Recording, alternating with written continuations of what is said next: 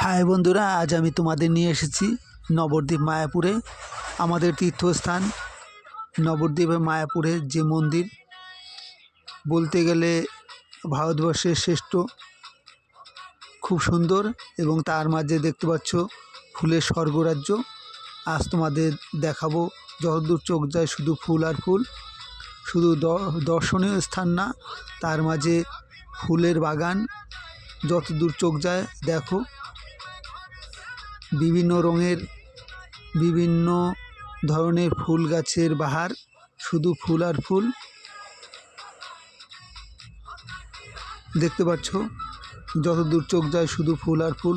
কত সুন্দর দর্শনীয় স্থান।